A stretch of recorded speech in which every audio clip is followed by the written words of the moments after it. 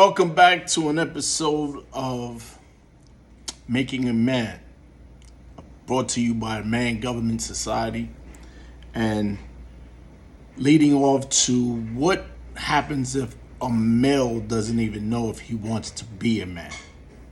So when raising a young male, and if or when he is in the stages of being a boy, if you watch the previous videos, you understand the stages that he goes through. So there comes a point where he's going to be right around 12 years old. And if you have followed the plan that I laid out, or if you identify with similarities in growing up, you understand that around 12 years old, you are trying to find, who am I? How do I stick out? What is my identity? If someone is constantly checking in with you and giving you a plan and giving you an assignment, at 12 years old, you're going to say, for instance, you're going to work while the rest of the kids in the neighborhood is playing on the weekends. At some point, that boy is going to say, this is too hard. I don't want to do this. I don't want to do all that. I just want to be a kid. I want you to pay attention to that, because this is the reason why you will see 50-year-old boys engaging in boy behavior in the hood, hanging out with teenagers. He the OG who talk like teenagers, who dress like teenagers, who sag his pants like teenagers, who do graffiti like a teenager. It is an arrested development that demonstrates that he did not receive the tools, nor was he pushed in his time of resistance to enter into his masculinity and his pre-manhood. For most of us who are heterosexual, our sexuality guides us towards doing and mimicking what grown men do. And we believe that we are the same if we're doing the same things that they do. We're not. We don't know any better at that point. But the dilemma, the conflict of this is too hard, I want it easy, will consistently come up in that boy's life, where he don't want to be an adult. Hey, Ma, let me hold a car. You want to be a boy. Hey, Ma, don't tell me what to do. I'm grown. Same boy. Same boy that these single mothers allow to not go through the struggle of becoming a man, because there's no way a single mother knows that struggle. She's a woman. She doesn't know what's going on internally. She doesn't know that you have to check in with that boy on a daily, weekly, or monthly basis. She doesn't understand that to be an effective manager of his manhood, that you constantly have to reprogram and deprogram him from what the rest of the world is feeding him, especially in a time with things like social media. One of the things I used to do to my son and my daughter was they'll be on their phone and I just snatch it.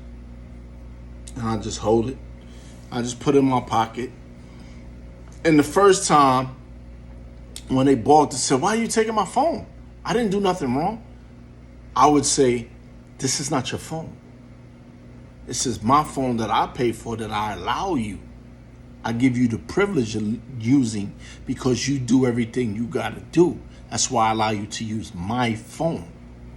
When you sit down and create a business that I'll help you with right now and make your own money to buy your own phone, then I can't touch it.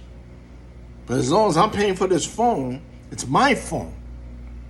So I used to observe them to see how much they had to detox from the dopamine and how much withdrawal they was going through from the stimulation of the phone. And will they pick up books? And thankfully they did. Will they study? Will they focus on themselves in other ways besides being the addicts to the phone?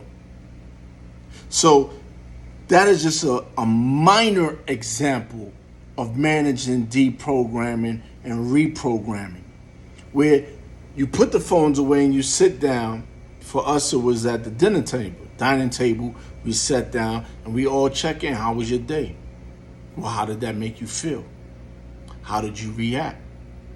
What was the difference between your feelings and your intelligence? What did your mind tell you when you felt that way? What are the thoughts that ignited the action that you did? How do you look at it now? So for my daughter, who was highly intelligent at a very young age, it was monotonous. It was annoying. For my son, it was like, my dad is a nut. He's a tyrant. I don't understand. This guy's like a drill sergeant. That's what my ex-wife used to call me, drill sergeant. Now that same boy, young man, will say to me over and over, man, I'm so glad that you taught me not to be like the rest of these busters. So when that boy confronts that resistance against himself, it is the beginning stages of where he will continuously, for the rest of his life as a man, have a war within against himself. There will be the lower self that want to appeal to lust, sensation, stimulation, and the easy way. And there will be the disciplined man, the future man, the future self that he want to be, that's always clashing, that's always having these conversations, that's always tugging the war, the image and the true self. So that true self is built up of everything that his culture, his family, his community, his loved ones, and the most important male figure in his life taught him. That will influence what is his true self is. The positive side and the positive identity that allows him to do positive things that's productive to himself and others. Versus the image, which is whatever everybody else say, whatever his social circle or what he finds or deems important in his life to get attention from says. He will always have that fight. At 50, at 80, at 100, he will always have that fight. Or he will continue to be a boy and a male and don't even have the fight. So to answer the question, what do you do when he don't want to even be a man?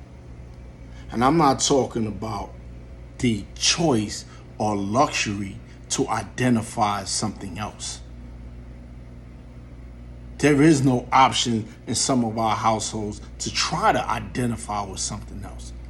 That mental illness is not going to be tolerated. So that child is going to grow up saying, I know what I got to do. I know that's not going to be tolerated. So let me be indoctrinated to my responsibility as a man. So when he doesn't even want that, I want you to think of boot camp. I want you to think about these people who willfully sign up to join the military, to be all they can be, to receive those checks, those free meals, that free food, and to travel the world on taxpayers' dime. They sign up for this.